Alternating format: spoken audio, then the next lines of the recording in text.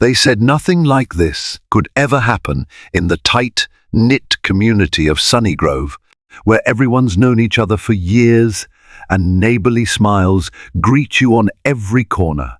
But one ordinary afternoon shattered the illusion that it was a peaceful little suburb immune to injustice. It began with a young girl, full of promise and dreams, being unjustly singled out by a badge meant to protect her. Yet, when her father arrived, everything changed in the most dramatic way. Lies were exposed, lines were crossed, and destinies forever altered. You won't believe how intense things got and how karma finally had the last word. Sunnygrove, a small suburban town just outside of Atlanta, was known for its neatly manicured lawns, friendly book clubs, and a long-standing tradition of community barbecues. On ordinary days, children played hopscotch on the sidewalks, seniors watered their rose gardens, and the biggest drama was whether the local bakery, Sweet Treats, would run out of its famous chocolate croissants by noon. But on this particular sunny afternoon, the usually tranquil air buzzed with an undercurrent of tension. Keisha, a bright 14-year-old black girl with dreams of becoming a fashion designer, was walking home from her volunteer shift at the local library. Clutching her backpack, she mentally replayed the sketches she had drawn in her notebook that day. They were designs inspired by her mother's old photos, flowy gowns, intricate patterns, daring color palettes. Keisha intended to enter them into a local design contest hosted by the Sunnygrove Community Arts Council. She was beaming with pride, her heart light as a feather, imagining all the possibilities her future might hold. If anyone had bothered to pay closer attention to Keisha's face at that moment, they would have seen pure, youthful hope. But the dreamlike bubble she was in quickly burst when a police cruiser belonging to the Sunnygrove Police Department slowed down right beside her on Maple Street. Maple Street was a picturesque lane lined with sycamore trees, where families often spent their evenings strolling. And yet, in that instant, all the warmth of the surroundings seemed to fade.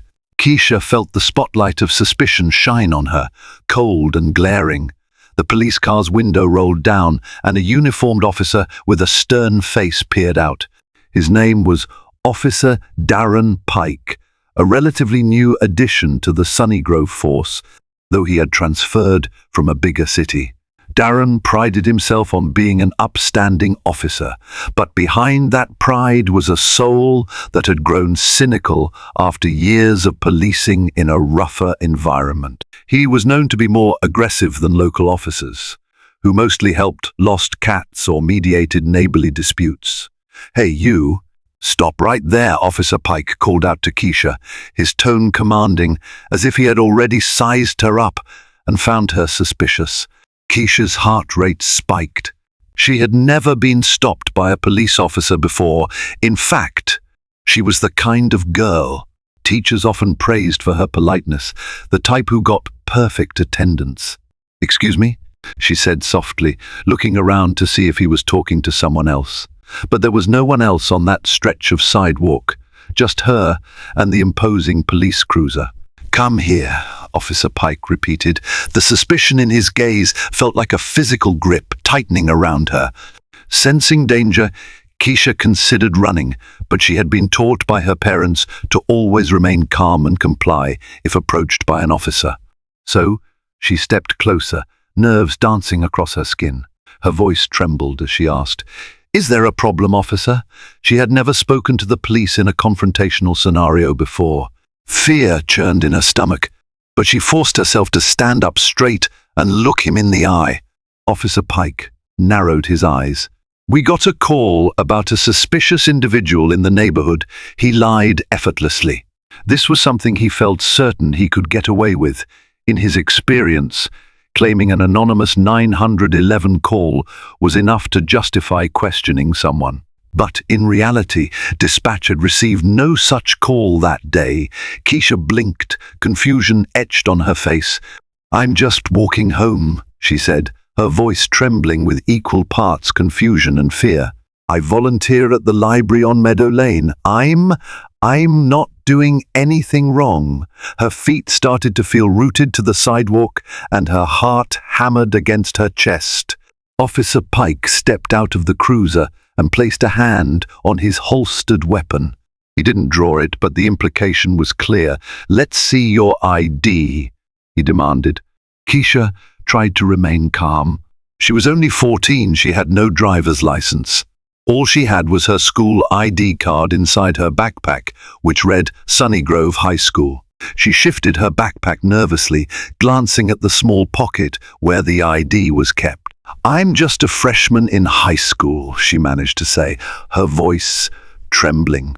"I have my school ID if you need it," Officer Pike snorted. He hadn't expected such a young girl. But somewhere deep in his mind, something else entirely guided his actions, a tangle of preconceived notions, prejudices, and the tension of wanting to appear tough in a new town. He reached for Keisha's backpack without waiting for her to hand it over. The officer gripped the backpack and pulled it open roughly, scattering her library notebook, a half-eaten sandwich, and a folder with class notes across the sidewalk. Keisha's eyes welled with tears. The pages containing her treasured fashion sketches fluttered in the breeze, and her heart dropped as some of them were trampled underfoot by the officer. "Hey, that's my art!" she exclaimed, a momentary flash of courage overriding her fear. She knelt down to pick up the sketches, only for Officer Pike to push her slightly, demanding she stand back. "Are you resisting?" he barked. Keisha shook her head frantically, tears threatening to spill at any moment. "I'm not. I'm just—" Her voice cracked. She felt a deep, sinking panic, the kind that came from being an innocent person trapped in a horrifying situation. She looked around for anyone who might intervene. But Maple Street seemed to have emptied the minute the police cruiser pulled up. Officer Pike let out a low growl. "Look, I can't be sure you're not carrying something illegal in there. Turn around, put your hands on the hood." It was a humiliating command, especially for a teenager who had done absolutely nothing wrong. Keisha felt the tears spill over as she turned and placed her trembling hands on the hood of the cruiser. She tried not to burn her palms on the hot metal. Humiliated and afraid, she shut her eyes, desperately wishing for anyone to come to her rescue. Fate intervened in the form of Miss S. Henderson, an elderly neighbor who lived across the street. She glanced out her window just as Keisha was being forced onto the hood of the police car. Horrified, she rushed out her front door, calling, "Officer, what in the world is going on, Miss S.?" Henderson, in her late 70s, had known Keisha's family for years. She'd seen Keisha grow up, greeting her every Halloween with extra candy and praising her impeccable manners. She was nobody's fool, though she understood that an interaction like this could escalate if not handled carefully. Officer Pike glared at the old woman. "Please stay back, ma'am," he ordered, clearly irritated. "This girl is a suspect in a reported trespassing incident." Miss S. Henderson knew immediately something was off. She'd lived in Sunnygrove for decades, and there were no known break-ins or trespassing incidents to speak of, especially not in broad daylight on Maple Street. Still, the sight of Keisha's tear-streaked face and the officer's stern posture made her cautious. She raised both hands in a placating gesture.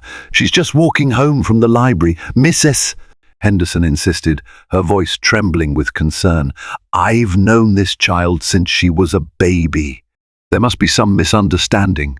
Keisha threw a desperate glance over her shoulder, grateful for Miss S. Henderson's presence, but also terrified this confrontation might escalate.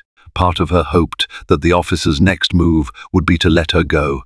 Yet, the anger in Officer Pike's eyes suggested he might be more stubborn than that. Officer Pike ignored Miss S.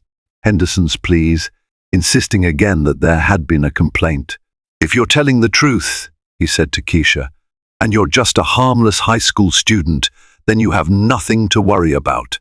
He patted her down, an overkill procedure for a frightened kid, but in his mind he felt justified. The tension in his muscles suggested that any sudden movement from Keisha would be misread as an attempt to fight back. Miss S. Henderson tried to film the incident with her cell phone, but her hands were shaking so badly that she could barely hold the device steady. Nonetheless, she hit record. "I'm documenting this," she announced, her voice quivering with a mix of fear and determination. "This is not right." Officer Pike, noticing that he was being recorded, scowled, but instead of softening, it only fueled his defiance. He forcefully gripped Keisha's arm and muttered something about resisting, even though the girl stood stock still, too terrified to so much as flinch. Miss S. Henderson's gaze darted around, searching for reinforcements. She knew Keisha's father, James, must have been at his job at the time. James was well known in Sunnygrove, not just as a devoted father, but also as a fierce advocate for civil rights. He volunteered at the local NAACP chapter, spent weekends organizing community events, and had once given a powerful speech at City Hall about equity in law enforcement practices. Miss S. Henderson dialed his number, praying he'd pick up. At exactly 3:42 p.m., James's phone buzzed on his desk at the local radio station, where he worked as a community outreach coordinator. He was in the middle of finalizing a broadcast about upcoming charity events when he saw Miss S. Henderson's name on the caller ID. She rarely called, so alarm bells instantly sounded in his mind. "Hello?" he answered, and almost immediately the frantic voice on the other line sent a chill through his veins. Miss S. Henderson told him, as calmly as she could manage, what was happening just a block away from his home. James's blood ran cold. The details sounded surreal. Keisha, his baby girl, pinned to a police car for absolutely no reason. He sprang into action, leaving the station without so much as a word to his boss, who watched him go with concern in his eyes. James's heart pounded as he dialed his wife, Angela, but it went straight to voicemail. She was probably in a meeting at the hospital where she worked as a nurse. He couldn't wait. He had to get to Maple Street as fast as his legs and car could carry him. As he raced through the streets, adrenaline coursed through his veins. Flashbacks of every talk he had ever had with Keisha about how to handle police encounters flooded his mind. He had prayed those lessons would never be necessary.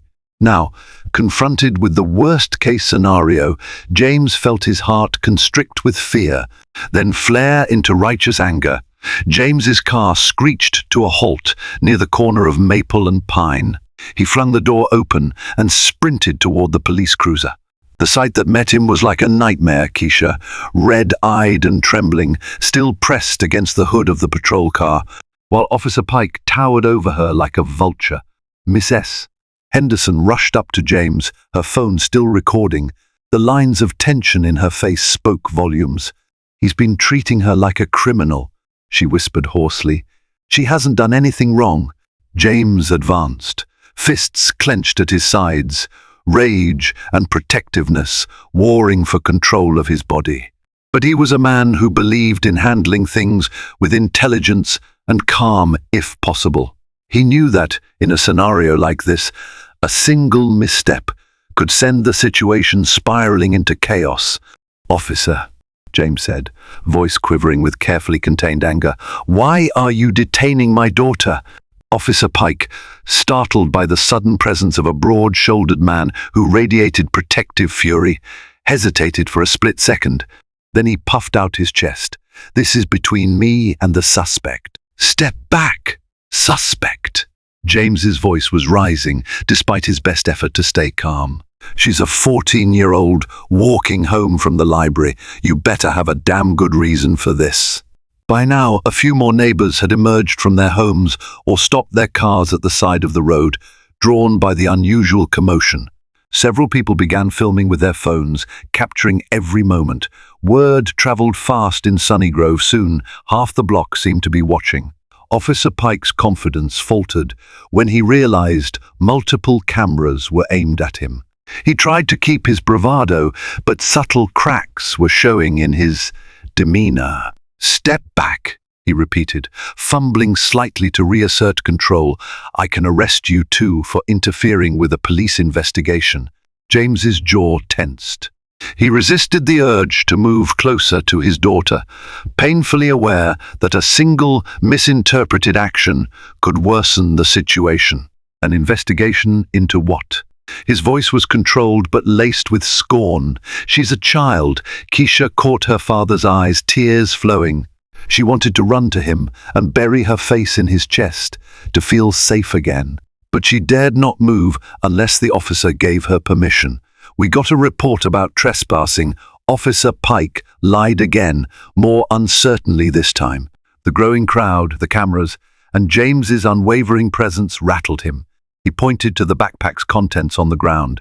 "She had all sorts of stuff in there. How do I know it's not stolen?" A murmur spread through the small crowd. Several people recognized Keisha and shook their heads in disbelief. She was known as a sweet girl, a regular volunteer at the library and hospital. The notion that she could be trespassing or thieving was laughable to those who knew her. One neighbor, Mr. Lee, who ran the local convenience store, stepped forward. "Officer, I've known this kid. She comes to my store every day after school to buy a soda.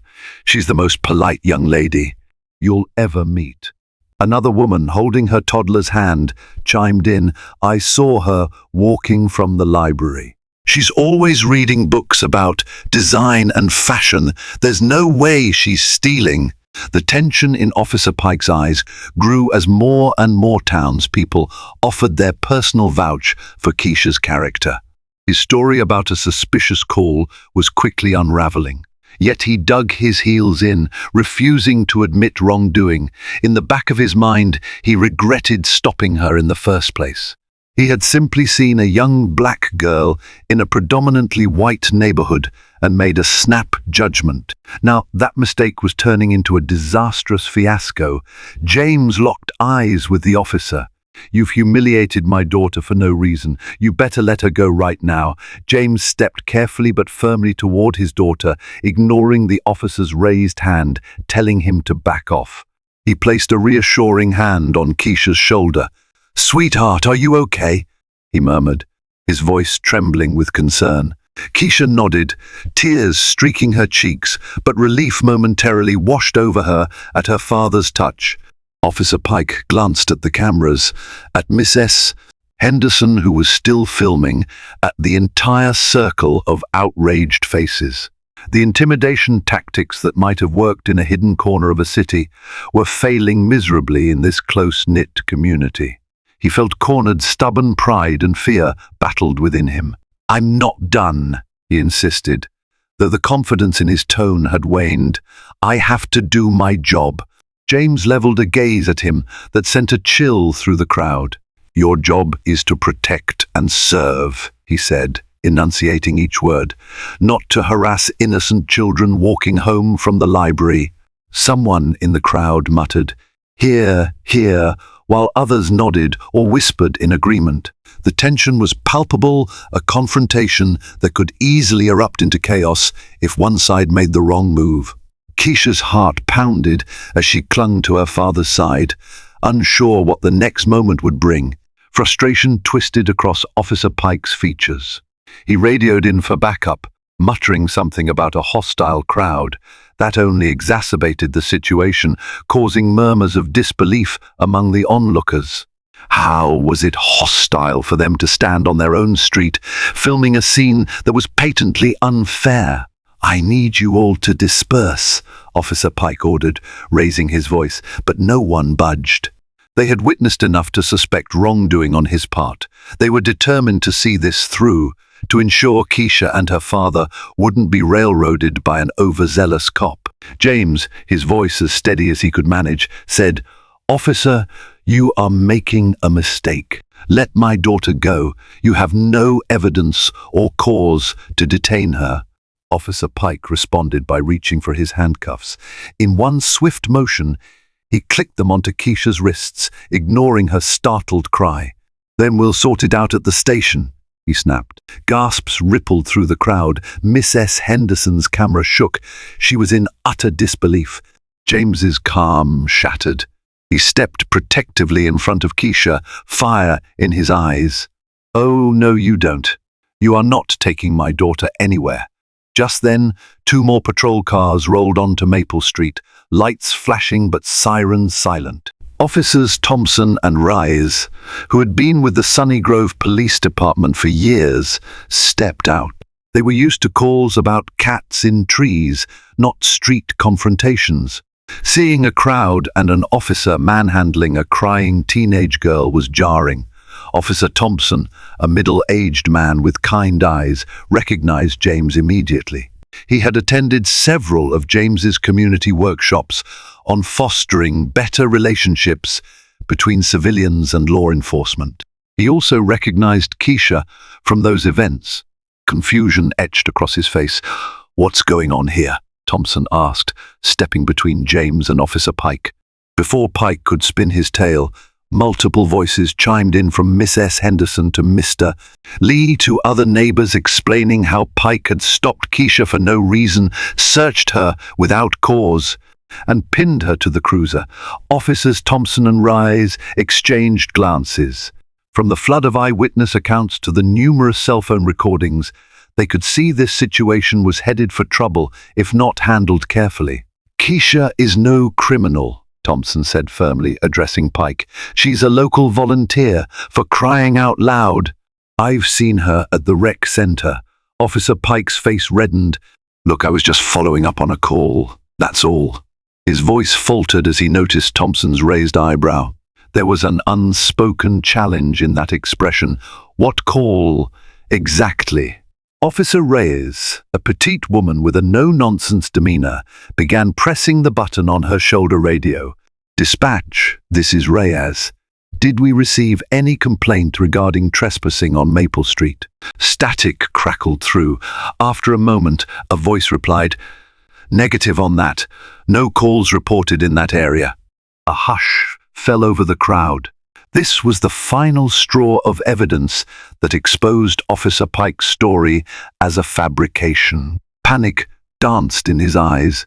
He'd built his entire confrontation on a lie, and now it was unraveling in front of half the neighborhood and his own peers. Thompson sighed heavily, turning to James with regret. "James, so sorry this happened. Let's sort this out calmly." He motioned for Reyes to remove the handcuffs from Keisha's wrists. Keisha sobbed in relief when the metal restraints were released. The moment the cuffs were off, Keisha stumbled into her father's arms, burying her face in his chest.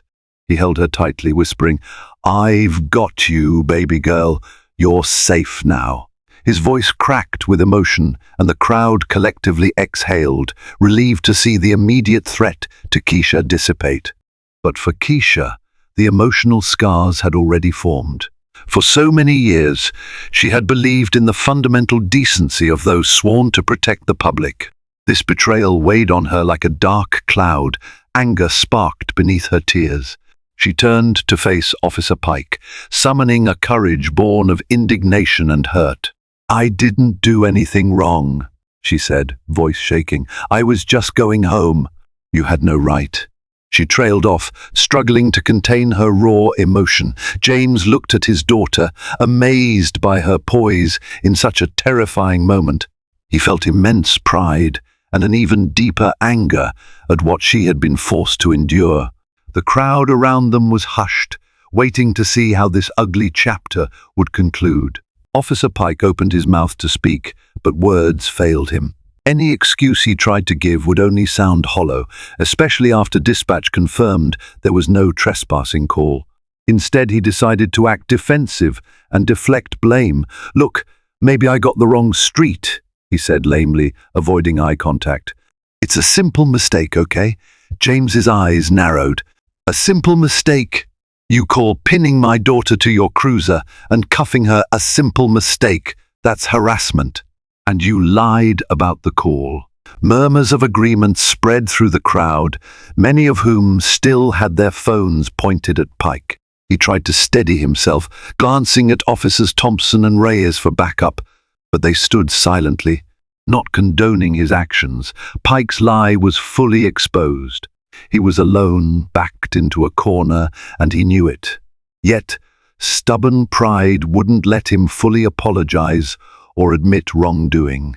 That only fanned the flames of outrage in the community. James looked at his trembling daughter. He gently brushed a tear from her cheek and then faced the cluster of officers. "We'll be filing a formal complaint. And that's just the beginning," he said, voice steady but filled with resolve. A hush fell over the crowd once again. Legal action was a serious step, but no one could deny that the situation warranted it. Keisha's humiliation, the blatant lie, and the forceful treatment, these were not mere oversights. They were symptoms of a deeper problem. Officer Thompson cleared his throat. "I understand, James. We'll cooperate with any investigation." He shot a hard look at Pike, silently communicating that he, too, recognized this was beyond the pale. "Let's all calm down and make sure we document everything properly." James nodded. "I want your body cam footage," he demanded, turning to Pike. But Pike visibly tensed. He hesitated before replying, "I forgot to turn it on." The crowd reacted with exasperated disbelief, and James's jaw clenched in frustration. Keisha leaned heavily on her father, still shaken. For a moment, she contemplated the future. Would she ever feel truly safe walking these streets again? The question reverberated in her mind, haunting her. Neighbors closed in around Keisha and James, offering words of support and comfort. Miss S. Henderson, tears streaming down her wrinkled cheeks, patted Keisha on the shoulder and apologized for not arriving sooner. Mr. Lee promised to share his video footage with any investigator or news outlet that needed it. "We won't let this go," he vowed. "We'll let the whole town know what happened right here, in broad daylight." Keisha managed a tremulous smile through her tears. The collective warmth of her community soothed some of the rawness inside her, but the sting of injustice remained. Meanwhile, James looked around, realizing that this incident might spark a larger conversation about race and policing in Sunnygrove, something he had advocated for but never imagined would touch his family so directly. Officer Thompson, noticing the crowd's unity, decided it was best to handle the matter diplomatically on the spot. He gestured for Pike to step aside, but Pike refused to leave the side of his cruiser. Thompson then approached James. "James, let's go to the station together. We'll file your complaint. We'll make sure you're heard." Initially, James wanted to unleash a tirade of rage, but he recognized that controlling his temper was vital to handling the situation effectively. Holding Keisha close, he nodded. "All right," he said, "but I'll be recording everything. I've got a lawyer friend who'll meet us there." Keisha's tears had subsided to intermittent sniffles. She looked up at her father, trembling but determined. "I'm coming with you," she said softly. She wanted to tell her story in her own words, to speak up against what had happened. Pike, arms crossed over his chest, mumbled defensively, "I was only doing my job," as James and Keisha walked by. James threw him a cold glance. "If this is how you do your job, you don't belong here," he said simply, a quiet, seething anger in his tone. The father and daughter made their way to James's car, accompanied by supportive neighbors who wanted to follow them to the station as witnesses. Pike stood rooted in place, realizing he might have triggered not just a complaint, but a tidal wave that could cost him his career.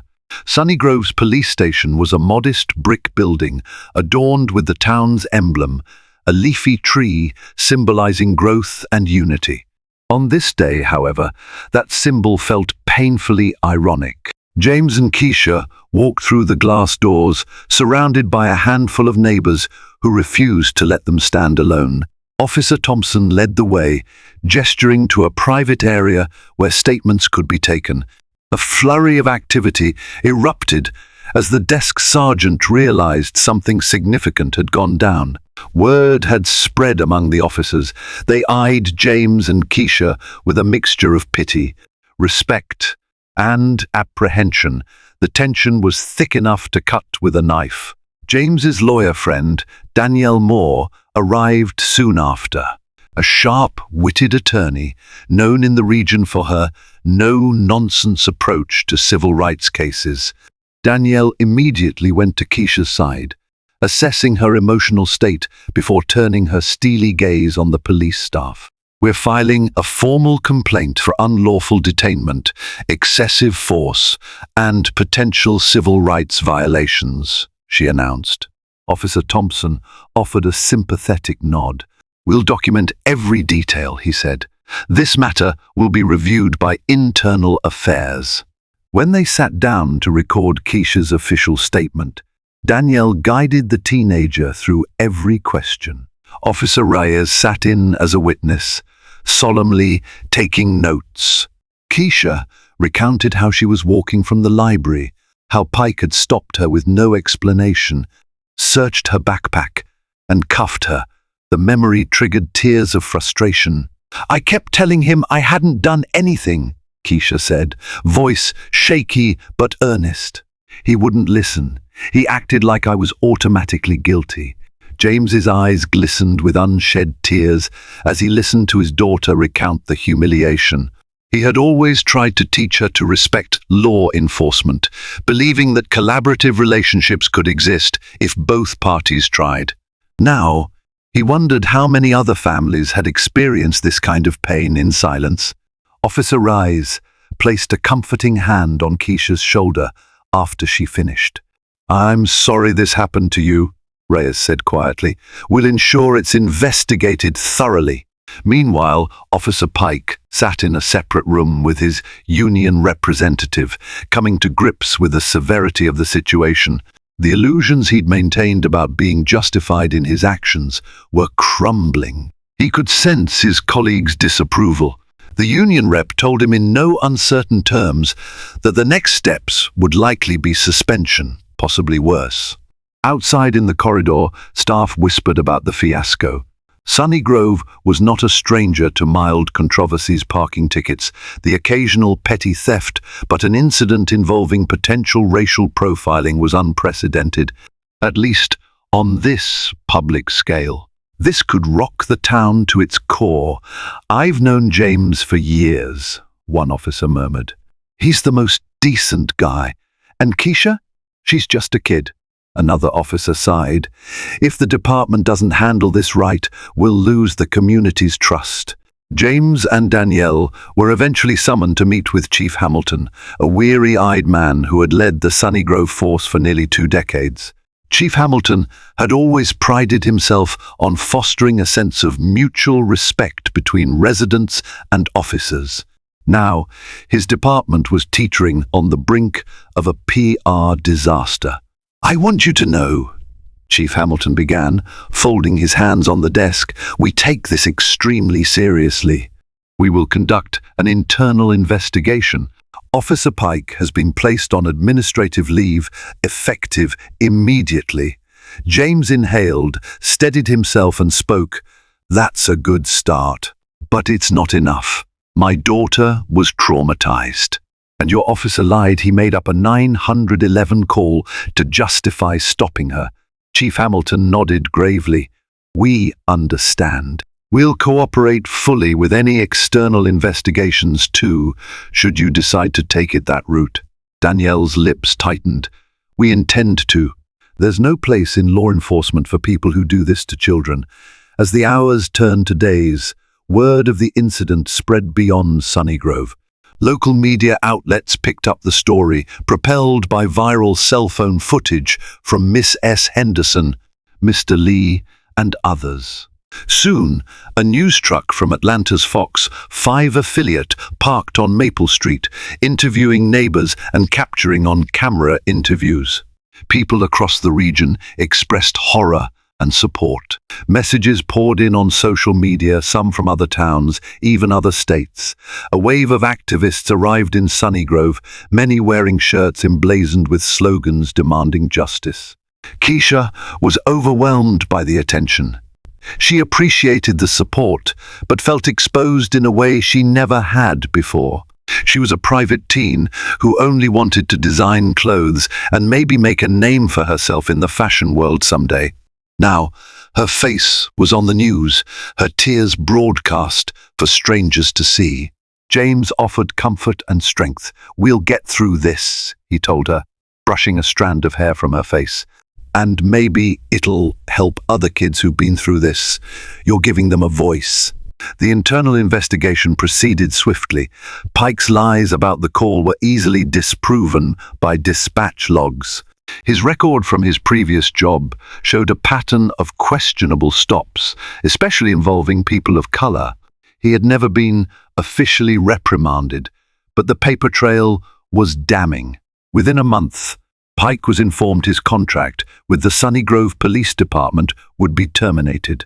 Additionally, James and Danielle filed a civil lawsuit against him and the department, citing violations of Keisha's rights. The public mood was firmly against Pike, leaving him isolated. The day he was fired, a local camera crew tried to interview him as he left the station with a cardboard box of personal belongings. He muttered no comment, hurrying past them, his face ashen with defeat. He had lost his job, his reputation was in tatters, and the entire town viewed him as a symbol of corruption. For Keisha, news of Pike's firing brought a sense of validation, but it didn't erase the nightmares she still had waking in the middle of the night, remembering the cold metal of handcuffs on her wrists. In the aftermath, James poured his efforts into organizing community dialogues between residents and the police. Chief Hamilton, recognizing the necessity of change, collaborated with James to establish mandatory diversity and de-escalation training for all officers. They also developed a transparency initiative for documenting and reviewing traffic stops and detentions. Keisha found herself invited to speak at schools and youth gatherings about her experience. It wasn't easy. Each recounting brought the trauma back to the surface. But with every speech, she saw younger kids, some who looked like her, some who didn't realize that what happened wasn't right, and that they could stand up against injustice, too. Still, there were dark days. Keisha struggled with anxiety and found herself hesitating to walk home alone. But with therapy and unwavering support from her family, she started to rebuild her confidence. She returned to her designs, channeling her experiences into bold statements of color and resilience on fabric. Meanwhile, Darren Pike, the former Officer Pike, felt the sting of karma deeply.